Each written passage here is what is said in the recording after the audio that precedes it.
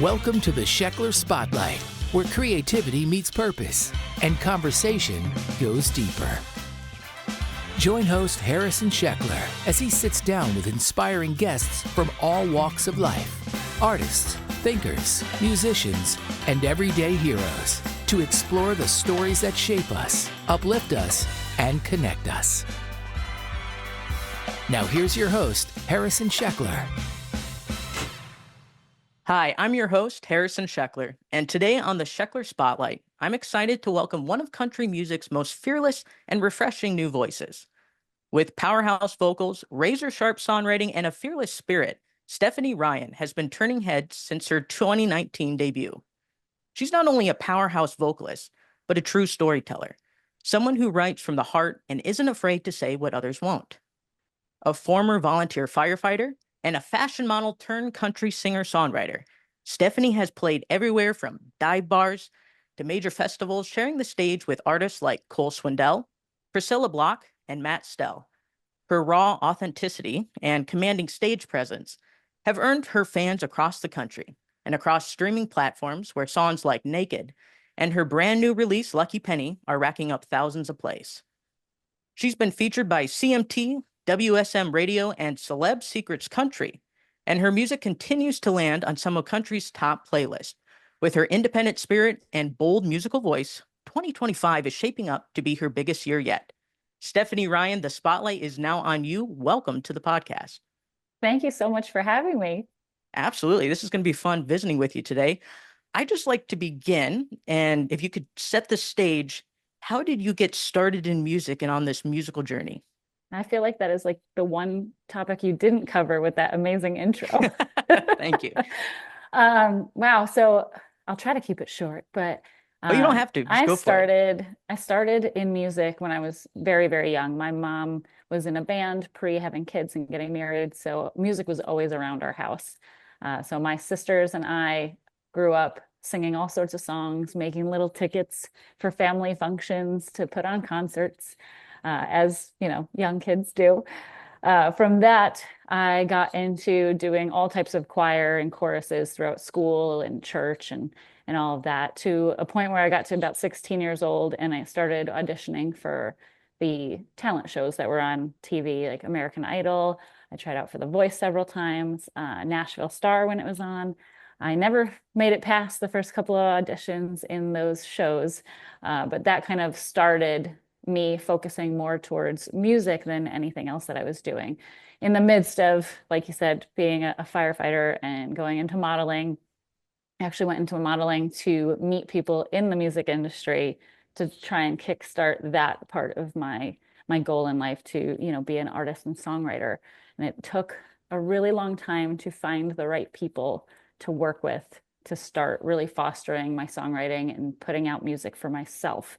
When I figured that I wasn't going to do the auditions for the TV shows anymore, I needed to figure out a different route. And I met some amazing people that helped start my journey.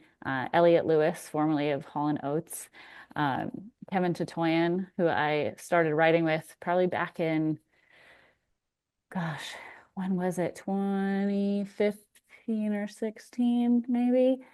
We met, started writing together, and then finally started to get music together to release. And I put out my first release in 2018, the end of 2018, started coming down to Nashville, meeting a lot of people, getting really immersed in the community here. And from that point on, it's just been full send music, full send career, putting out lots of singles. I started with an EP, and then from there, just been releasing singles as an independent artist. It makes more sense to do singles because, you know, it gets a little costly to be putting out albums. So I'm just sticking with singles and putting stuff out there, trying to get my name out there as best as possible. But that is kind of the shorter version of how I got here. No, I think that's awesome. And I'm curious, how did your sound start? Were you always doing like the country vibe, or did it start with the different genres? No, so growing up, I listened to a lot of different genres, and of course, it changed throughout time. Mm-hmm. My mom listened to a lot of like Barbara Streisand, and Oh. Celine Dion is like one of my all-time favorite artists. But I started with kind of that like pop era that went into listening to a lot of like R&B and some rock music, some classic rock. My brother loved grunge music. So there was a lot of music played throughout my house.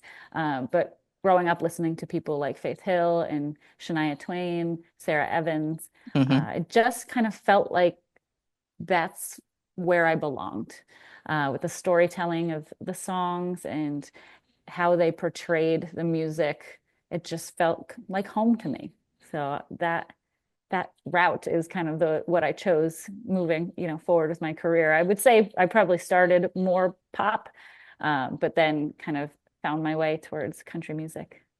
So, with this background in modeling, and you said that was a way to get connections in the music industry, and then you were also a volunteer firefighter. How do you balance these other interests with what you're doing today? Well, I don't do firefighting anymore because it's just not something that fits into my calendar, my schedule. I did that for Hmm. about 15 years. I was a volunteer. Modeling, I did for about 10 years. Like I said, I had tried to use that as a tool to get into music and make Hmm. more connections. That did not happen. So when 2020 came around, I finally hung up the modeling boots and said, "All right, we're done here. Now it's full send music. This is what I'm doing career-wise, and I've stuck with it ever since." I love it. So, where did you start, and can you tell us where you are now, location wise? Sure. I grew up outside of Manhattan in New York State. I moved eventually to Connecticut, then I moved to Maine, then I moved to Nashville. And I feel like, less time here than I really should, but with the touring lifestyle, I am here, there, and everywhere, which I love. Hmm. But I would also like to be home a little more. Yeah. That So, what got is to what strike a is your balance with that. what is your family life like, and how do they play into your role of music in your journey? I have an amazing, supportive family. My parents, like I said, my mom was in Hmm. music. My grandmother also was a singer. So we always had that kind of that fostering of figuring out what do you want to do with life, and the support in, join whatever music group you want. And if that's your passion, then let's figure out a way to help you follow that dream. My siblings were the same. Like, they all have, quote unquote, traditional jobs. I'm the only one pursuing music.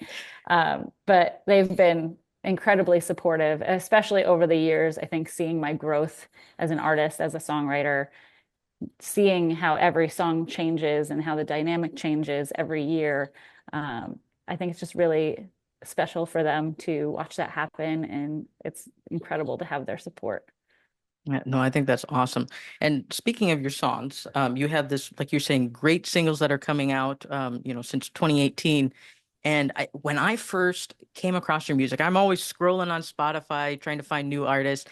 And I think it was In My Bones was the first one that I heard.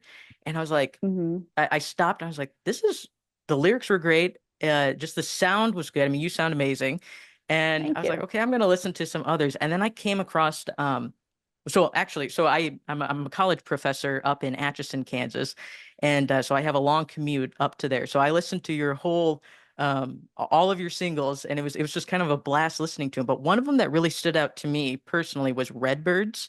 Hmm. I thought that was just a beautiful song, and if you don't mind, I'd like to hear about how that came about, and then some of the other, like background, for how you were inspired for some of these other singles.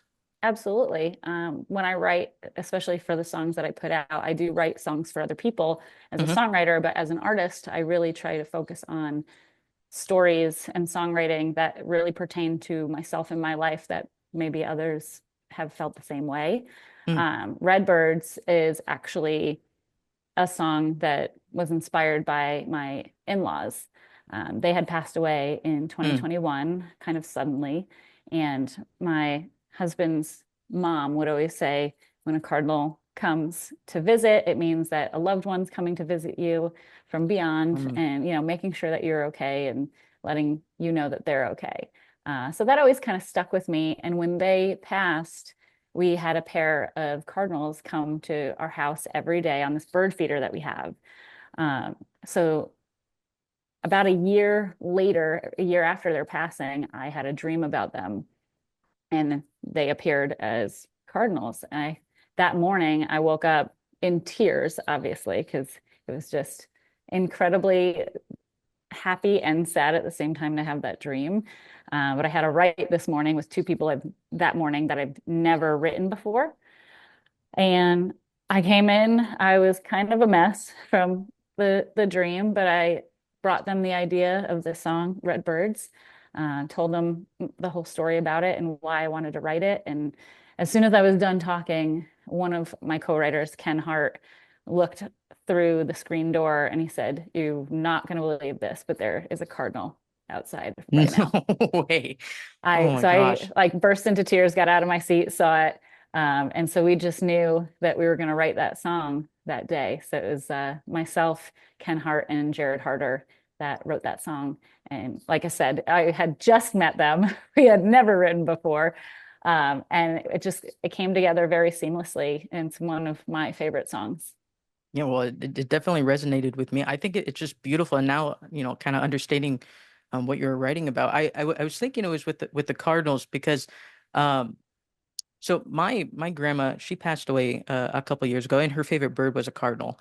And I remember it was shortly after she passed away. So this is so funny that you're saying this too, because I was sitting with my grandpa and we were talking about Francis, and he had so behind me out the window was all the bird feeders, and we hadn't seen a bird the entire day. And he was talking about Francis, and I turned around and there was a cardinal. I really, truly think there is something to it. I don't believe in coincidences. I think there's this whole fabric of time in the world. It's all connected somehow. And I think we get some beautiful signs, um, you know, that we just have to be aware of. So I do believe in the cardinal sign, that our loved ones are there watching over us.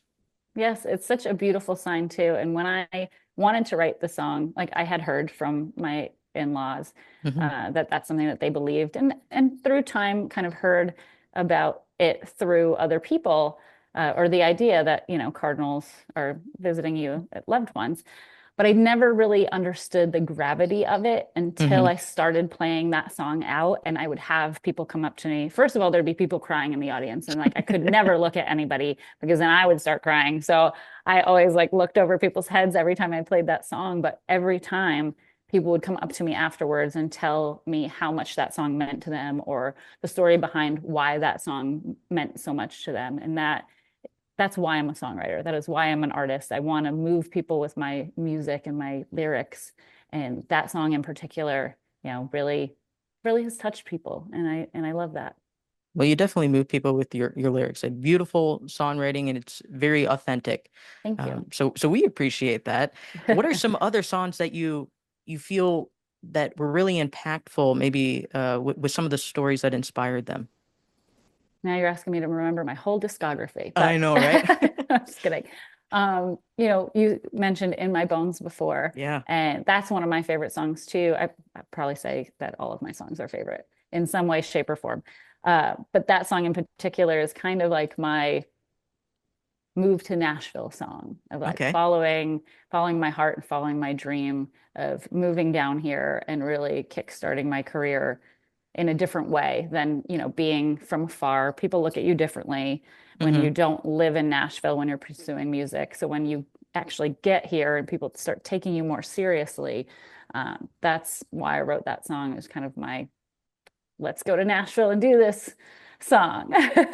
Oh, I love that. I love that. And then you have a new single that you released, Lucky Penny. What's the story Mhm. behind that? So I was thinking just in life, I listen to a lot of different music. And Hmm. sometimes that kind of sparks an idea for me. And I don't even remember what I was listening to, but the idea of like pocket change Hmm. came to mind. And I was like, sitting thinking about that. And, I saw a penny on the floor and I was like, everybody says like, lucky penny, you find a penny, pick it up all day long, you have good luck. Exactly. And I thought about it and I was like, well, what's a way to twist this and bring a story to life from it? And that's kind of where the idea of Lucky Penny came from, of being in a relationship where you're undervalued and knowing that you'll be somebody's lucky penny someday. Oh, So it love was that. a really interesting idea that just kind of came to mind. I get a lot of ideas for songs, but there are just Hmm. some where you're like, wow, I haven't heard it that way before, or I don't know any other songs that kind of follow that storyline. There's plenty Hmm. of songs that are about, people being in relationships that aren't great and wanting to get out of them and find something better, but I've never heard it in that way. So I had brought that idea to a number of different writes, and people always thought it was cool, but nobody ever wanted to write it. Hmm. Um, or wanted to take the chance to write it. And I really wanted to. Like I had a whole structure, I had stuff written down, I was like ready.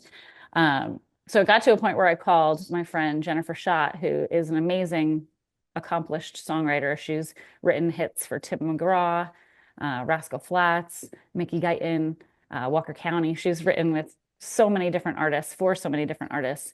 So I called her up and I said, hey, I have this idea and I haven't found anybody that, is interested in writing it with me, but I think you would be great to help bring this story to life.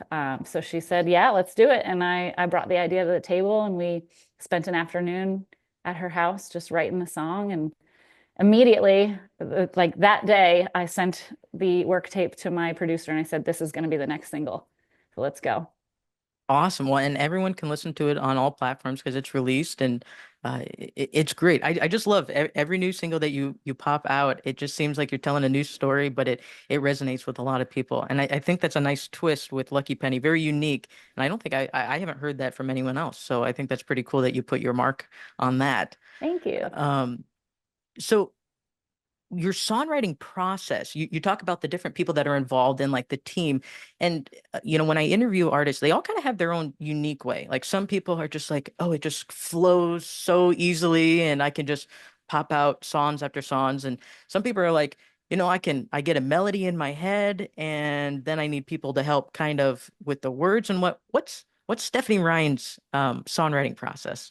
I wouldn't necessarily say that I have one particular process Uh-huh. because it really depends. There are songs or ideas that come to my mind, whether it's just a melody or it's just some lyrics. It might just be a chorus or just a title idea Hmm. of, and you're creating this theme in your head of here's a title and this is what I kind of want it to be about. And then you kind of start writing from there. Hmm. Personally, I feel like I'm more lyric than I am melody. Okay. So a lot of times I will bring lyrical ideas to a table, like to a songwriter table, and see if people want to, tackle that one day or write something else. We all go into the room with different things, different Hmm. strengths, and weaknesses. So I think that's really helpful to know what you can bring to the table and how you can kind of massage your abilities to work with different people. I'm writing with different writers all the time, and there are a pocket of them that I know if I want to write a really sad song about love or loss, I can call these people. Or if I want to write something upbeat and that's kind of more poppy, I know another group of people that I can call on to write something like that. It just kind of depends.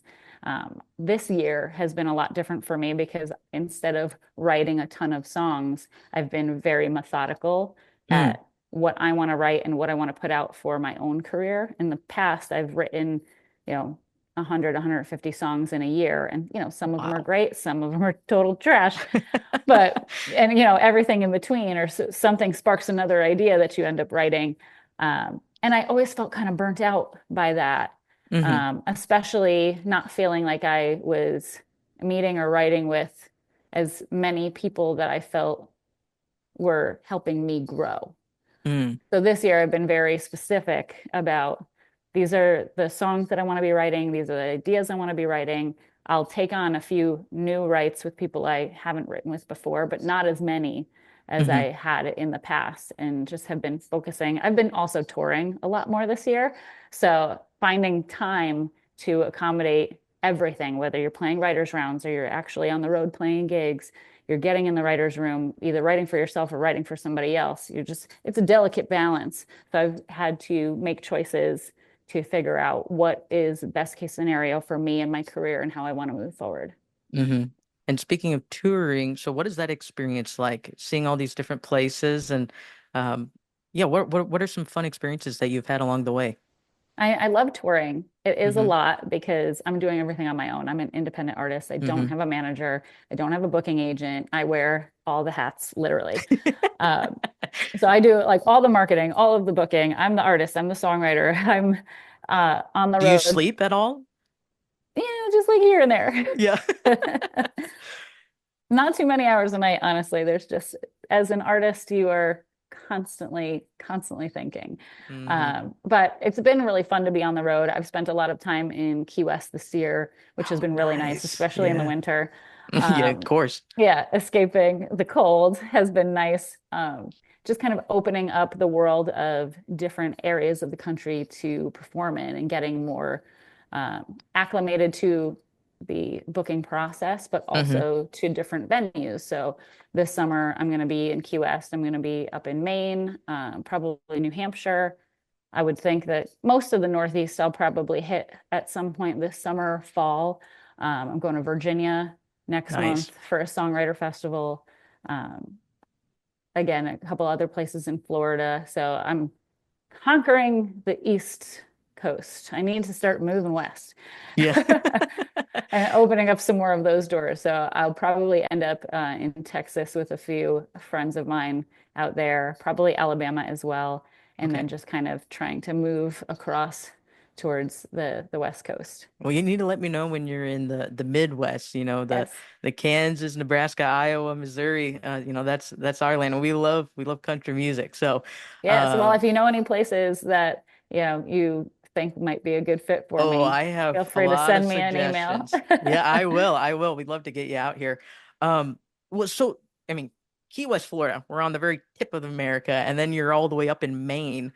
Are the audiences different, or do they receive the music? What's that like? They're pretty similar. Kind of depends, really. I think in both places, it's not necessarily country music that is the most popular. Hmm. So finding artists to travel up that far or down that far, I think is less likely. So whenever Hmm. they get artists to town that are part of different genres that they're not used to having, I think people just kind of come out in droves. I know they're wanting to do more and more country music up in Maine because they don't have a lot of outlets for that. Hmm. Key West is just kind of like you have multi-genres all over the place playing it everywhere. It's kind of like a Nashville downtown, but in Key West. It's very Interesting. interesting Okay. in that way. You walk down the street and you hit bar after bar after bar after restaurant that has live music going on.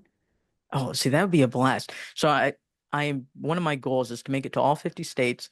And for some reason, the few states I haven't made it to are it's like the South. So I'm going to fly to Louisiana. I'm going to start in Baton Rouge, go to New Orleans, and all through the southern states. I'm going to stop in Hilton Head, South Carolina, and then I'm going to drive the entire coast of Florida all the way down to Key West. So Oh, if you wow. had suggestions on places to see in Florida or Key West, what are like the things you have to see? Or that you enjoyed?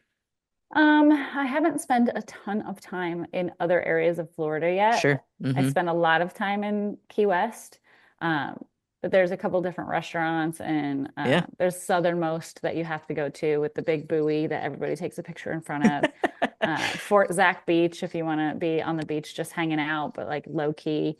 Um, Hanks is one of the more fun bars down there that has live music. I mean, there's so many different places and so many different things. You have everything from like the shittiest dive bar to Yeah. like a really nice restaurant and everything in between. So it really is just kind of what you're going for. A little something for everyone. I love it. Yeah, no, it's Exactly. it's so fun. I mean, the United States is so huge. There's so many wonderful people in different pockets, and getting that chance for you to share your music with them, that's pretty edifying, pretty rewarding.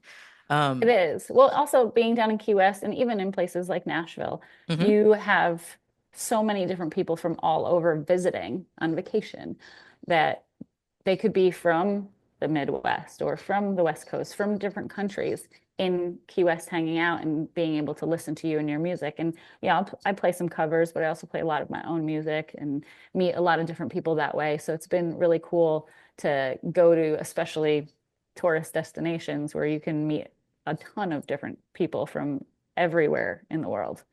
Who are some of the people that you get to work with on these tours, like playing with? It depends, really. I was down in Key West for the Songwriters Festival, so I played a lot with a few artists from Nashville. Hmm. So we kind of coordinated our schedules to play together. I play alone a lot. Okay. So I book a lot of like solo acoustic stuff. I do some band stuff for like different festivals. I'm doing that mostly in July and early August up in the Northeast. We're going to be traveling around doing some festival stuff, but with the solo acoustic things moving into that, a couple of opening slots here and there that I'm not allowed to talk about yet, but it's definitely an interesting process of booking different things. And I have a few friends that are agents that book for other artists that once in a while will reach out, which is always helpful because Hmm. it's kind of hard as an independent artist to break into some of those opening slots. Hmm. I was asked to be part of CMA Fest this year, which I'm very excited about. Awesome. It'll be That's my first exciting. time. Um, I have a couple of bigger shows coming up here in Nashville, playing at the Listening Room at the end of the month. I'm playing at Chiefs on Broadway at the end of the month as well. So in the next coming weeks, there's a ton of different stuff going on. That's all been just little stepping stones in the right direction of where I want to be headed. Hmm. No, I think that's super exciting, especially with the CMA, having that experience, and you're going to make a lot of great connections along the way, I'm sure. Um, so when you're going to these different places, what's the fan reaction, or just the people that hear your music? I know that you said a lot of people resonated like with Redbirds, but do you have any memorable experiences with fans? When fans come up to me after a show or when they stick around for a long time, Yeah. that's always a good sign. And, sometimes they end up leaving early, but they come up to you when you're done with a song and like tell you what a great job you did or tell you something about your music or your voice or any sort of compliment before they end up leaving, which is always really kind. Hmm. At the end of a set, when I have people come up to me to say hello and just talk about my music and whether something touched them or they just really liked my voice or any sort of conversation that they want to bring up to just chat for a few minutes. I'm always thankful to have like those experiences with people, especially when they have told me that something that I've done has touched them in a way. That's always a huge plus as an artist. Yeah. And you also mentioned, so there's some people that you approach, like if you're going to write more poppy songs or more in the country vein. I'm curious specifically with country, like old time country. I feel like it's almost like its own genre. There's country, and then there's more like country pop. Where do you see country music going now in 2025? I feel like it's changed just in the past like 5 years. It has. It's changed a lot.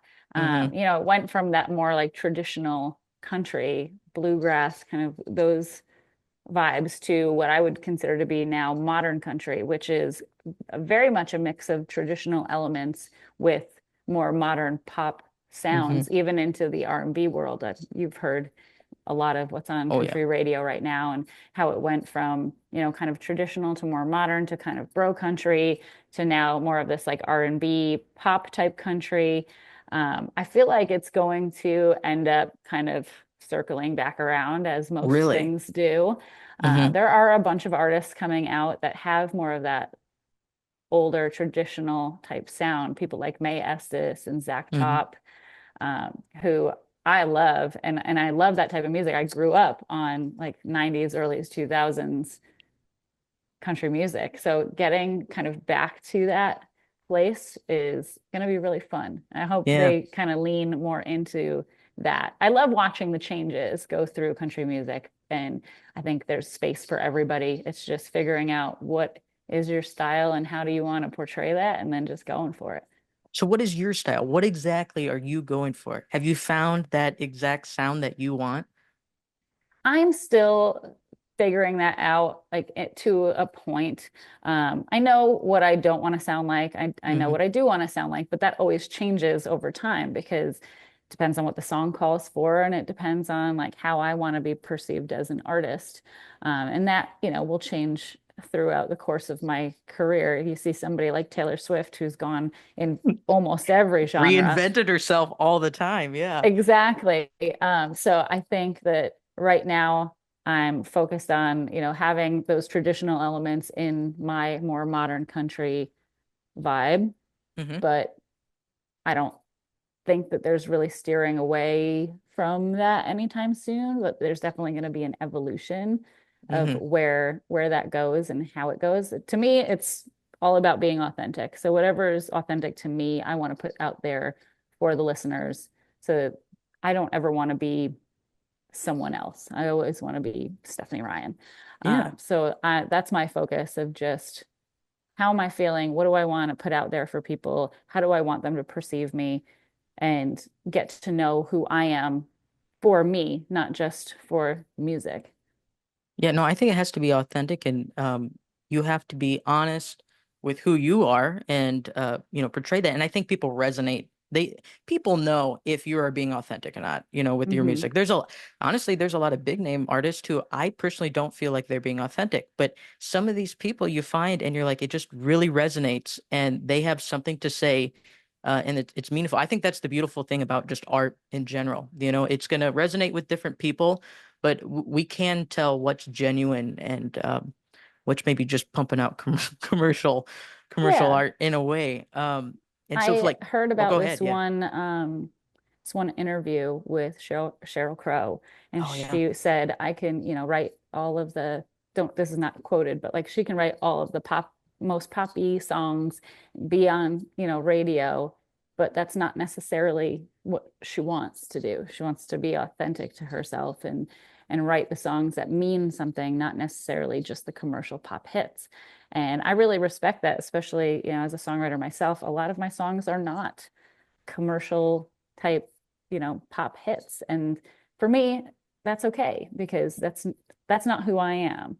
I know who I am. I know my lane. I'm very singer-songwriting meets country and dabbles throughout different elements of pop music and traditional country, but I'm not the girl that's writing the commercially pop hits that are gonna maybe be on the radio. But maybe at some point I will write something that is, I don't want to say worthy of that radio, but maybe something that's more along the lines of fitting my style, but also filling a gap that they have.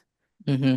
So I come from a background of classical music. I'm a piano, I have a doctorate in piano performance, and I'm very well versed in that world. But we've had classes of talking about if you compose something, who will listen and whether it's worthy of being listened to.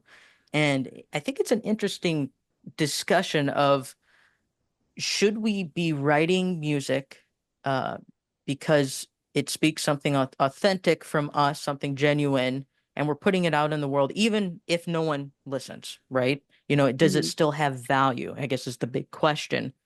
And my opinion, yes, it still has value because it's a reflection of the human being and what they have to offer for the world and just their life experiences. And like you were, alluding to, is it's going to resonate with someone eventually. I mean, there's like, like a billion people in this world. So it's going to resonate with someone. And to have that human connection and interaction, that's what we want. Even if it's just with one person, I think that's what art is supposed to do. And so whether it's classical music, whether it's pop, country, there's someone there to experience this wonderful art. And so I mean, I encourage you and everyone who's an artist just to freely just put out into the world what you have to say because it will resonate with someone. Absolutely. I Yeah. 1,000% agree with that. Yeah, no, it's an interesting discussion, and I try to encourage that with my students at the college. It just you need to find your unique voice, and I think that's where you're going to really succeed. Well, it's kind of like just in life in general, whether you're an artist or just something, a firefighter or a doctor or something. If you really love what you do, it's going to show, and life's not going to feel like a burden. It's just going to feel like a really fun ride in a way. Um, because you're doing what you love, and I think people will see that too. I know there's I sorry, I'm going on a little rant here, but there's so many people and friends where I feel like they're just doing their, 9 to 5, and they're not really finding their true passion of what they love and what they're excited about. And I think that's such a blessing that artists, like us, we get to do what we love. I mean, doing music, how many people can say they get to, be paid for doing what they love? Like, I think it's such a blessing, and we're very fortunate for that. So I never try to take it for granted. Yeah. It's just a fun ride with your family. And you mentioned that they were super musical and they encouraged that, or they were into it too. What did they see with you now? And like your musical journey, what did they think of your music now? You'd probably have to ask them, but from what I gather, uh, they love just seeing the progress. They love Yeah. seeing the progress in my writing and how it's been changing over the years. The progress in the music that I'm putting out that goes along with that songwriting, the artist that I'm becoming, I think is just something unique. Hmm. I don't know, how anyone else's family of somebody in the music industry sees them, but they have been nothing but supportive from day one.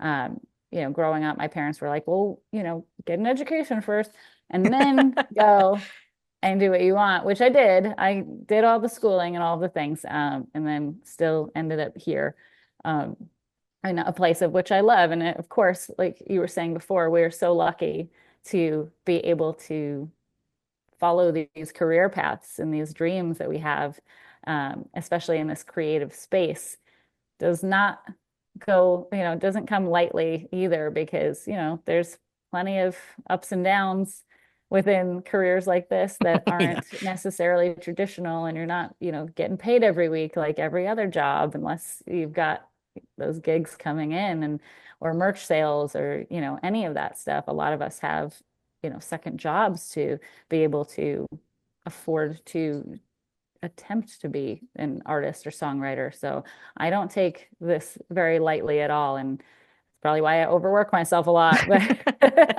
I think it's going to I pay love off. It it. really is. Yeah. Yeah.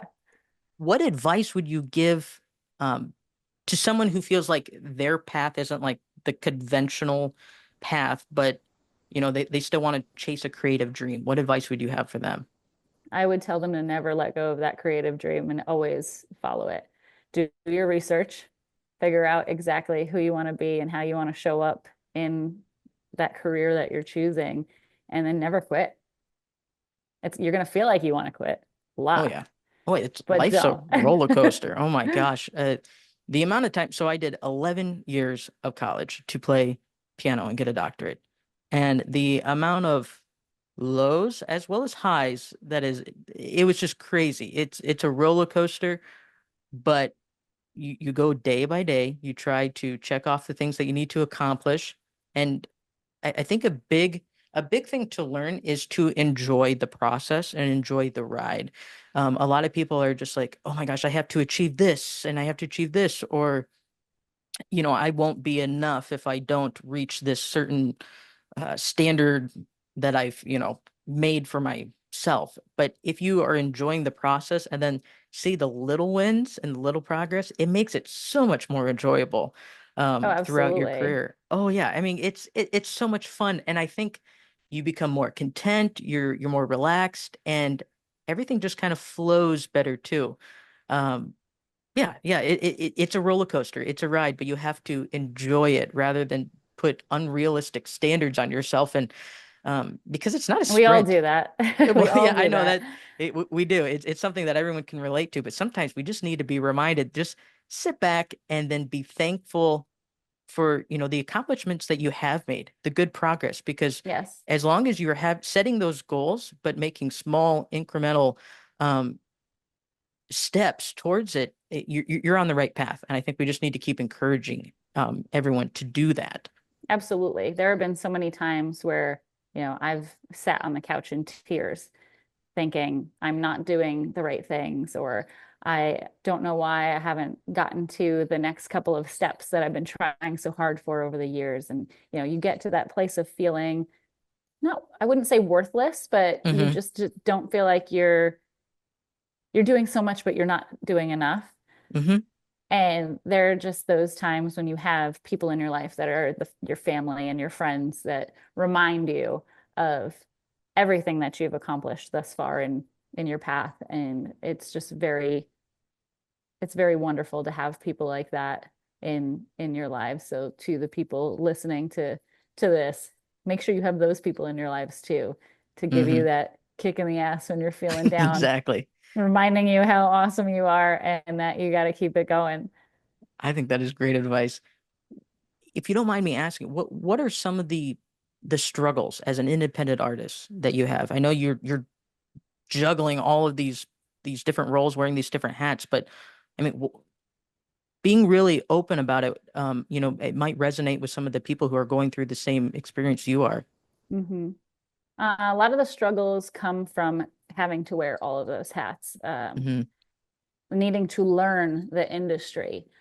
There's a lot of books out there that you can read to kind of get a better lay of the land. Excuse me, better lay of the land of how the music industry works and how you can make it work for yourself. Hmm. You have to know all of the back ends for Spotify and Apple and Pandora. You have to pick a distributor so that you can get your music out there, which is amazing because, before that time, you had to get a record deal to get your music out there and be heard. Now you don't have to do that, but then you have to know all of the steps and how to do that and how to do it correctly, which it's really nice, especially in Nashville.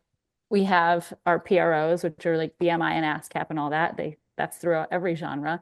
But we also have the Nashville Songwriters Association, Hmm. and you can make meetings with them to kind of figure out what you want to be doing. Who can they link you up with that can help build the bridges that you need to get to where you want to go, which is really fantastic.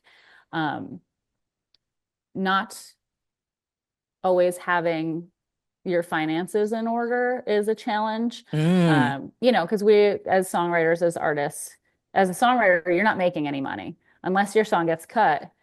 You don't make anything. Or if you have a publishing deal, you're getting a bit of money that's kind of to help you float through, but you're not, making a consistent paycheck. So booking the gigs and, hoping that your songs get cut, cutting them yourself and putting them out there as an artist, doing all of those things to kind of help out financially. Money talks.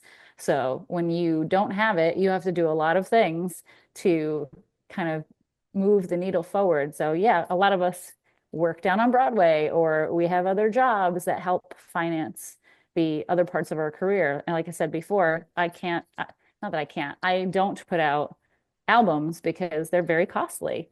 And at Yeah. this point right now, I mean, I love a good album, but right now it doesn't make sense for me to put money into an album that people are going to listen to for the length of a single and then Hmm. have people say, well, when's the next project coming out? So you're just kind of strategically breadcrumbing. Well, And that's all you then really need. I put the songs together as albums on my own. And so Mm. that'll be some part of merch where I do something special.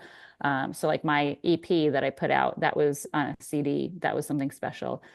Years later, I put out another CD that was all the acoustic versions that are never going to be released into Spotify or Apple Music or any of those platforms. They're only going to be on that CD. So that was something special that I was able to offer as part of like my merch program.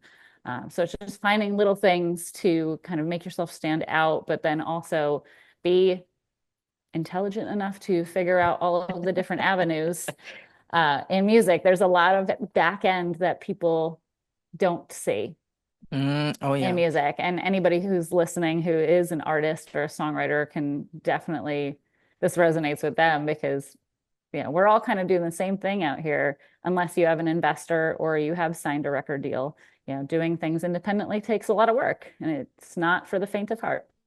Oh, that's for sure. It is a total grind, and a lot of it is the connections. The music world is so small. Like it seems big, but there's a lot of people that are connected, and you just really need, my advice would be you really need to make, valuable connections with people in the industry and also help prop people up along the way because you never know, they may have a single that comes out and it just goes viral or whatever, and maybe they can help you along the way too. It's all these valuable connections I've seen it for friends who their songs have gone viral and now they're performing on top stages. It's incredible just to see where you start off as an independent artist and then boom, you're at the top. But it Yeah. is it's a grind, and like you said, it's very different from how it used to be of finding someone who's going to produce the entire album for you and just bring you to stardom in a way. Because, like you said, now we have it at our disposal. We have the opportunity at our disposal to release our own music. You could be on YouTube, you can be on all the platforms, and just do it yourself. And I Hmm. mean, I think that's pretty awesome. But also, it becomes so saturated. The whole industry. There's so many people you're competing with, and then that circles Yeah, back to you have to be authentic with yourself, and it's eventually going to resonate with someone out there. So, absolutely. where is your music going now? What does 2025 have in store for you? Well, I'm putting out a few songs that are different sounding than some of the previous Different. songs that I've Okay. Are you released. reinventing yourself, or is this Not just a necessarily reinventing, but okay? a lot of my songs are story songs. Pretty much Hmm. all of them are. And even the upbeat ones have some sort of storyline to them. So there's going to be a few more upbeat songs, some like kind of summer songs. I'm never going to be like the beer party girl or anything like that, Yeah. but having songs that'll resonate with people that are like upbeat that they can dance to. I'm trying to get a few of those out there in between the, you know, sad crying ones and the love ones and like all of the feels. I You're read gonna a lot take of the us on an feels. emotional roller coaster. That's what you're I gonna do. am. Yeah, I love that. That's exciting. So when can we expect some of these releases, or do you have it planned out yet? I do actually. The next single I just submitted today. Okay. That's Ooh, going that's to be exciting. coming back. It's going to come out on, I think, June 6th, which June is 6th. Okay. during CMA Fest. It's the same day as my artist signing that I'm doing at CMA Fest. So Oh, there's going to be a lot exciting. to celebrate at that one moment. And then the next single after that will be in August sometime. And Okay. then the last one will come out in October. And do you have titles that you're releasing or teasing anyone with, or is Well, that I can tell all? you the one that's coming out June Okay. 6th because I'm going to be announcing that very soon. But that one's called Ain't Young Forever. Okay. Okay. And is there a kind of like a storyline behind that, or are we just gonna have to wait and hear? Well, you are going to have to wait and hear. But like I said, it is a different kind of sound for me. It's a little more anthemy, Yeah. which is really going to be fun. I'm excited to start teasing the song. But it's just about living life to the fullest while you're here. You're not going to be young forever, but you can still act that way. As long as you're, happy and living life, that's the focus of the song. So I'm really excited to get that one out in a couple weeks, as well as the other couple of songs. Like I said, they're all very different. One Mhm. at the end of the year might be featuring another artist on it. Okay. So I Okay. haven't released any songs with anybody else. Yeah. They've all been solo. So that'll be something to look forward to, but I can't tell you anything else. Oh, this is super exciting. So if people want to follow you, just stay on top of your musical journey, where should they go? Where should we find Stephanie Ryan's music and all about her? Well, I would say go to my website, www.stephanieRyann.com. That's Ryan with two N's. Uh, I post everything there, where I'm playing, all of my new music. If you sign up for the mailing list, you get all of the announcements before anybody else hears. So I haven't, you know, put out the information about the new single yet. You're the Hmm. first one, I'm but so there's going to pumped. be a This is great. blast coming out about that. And on socials, it's all at Stephanie Ryann Music. on Facebook and Instagram. I'm not super big on TikTok, so if you want to chat with me, I'm on Instagram mostly. But all of my music is on all the platforms: Spotify, Apple, YouTube, Napster, I think is still a thing. Gosh, yeah. So you can find me basically everywhere, That's you listen to awesome. music. Awesome. Well, this is super exciting. I'm excited to hear about the new releases coming out because, like I said, I've listened to your whole discography, and it's been fun. And you have already taken us through an emotional roller coaster, but a fun one. It's been really entertaining and just rewarding for the listener too. So Oh, thank you thank you. for putting out the genuine music. We appreciate that. We're Thanks so coming much. towards the end of our podcast, and what I like to do with the guests is I do a rapid fire round, 1 minute round of questions. Would you be up for the challenge? Let's go. Okay, let me pull up my list here. Let's see. Okay, let's see. It's kind of funny because These some always make people, me nervous, but oh, they're always so fun.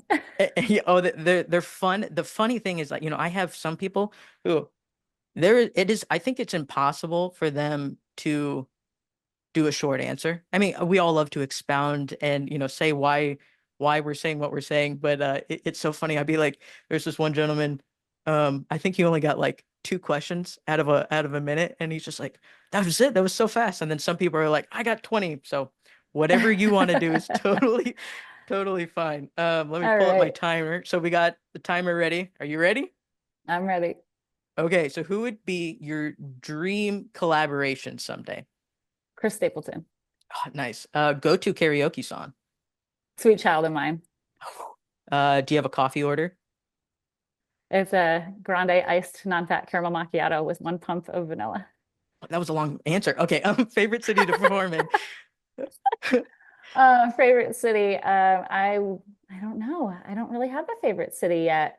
But I love performing here in Nashville, so let's go with that.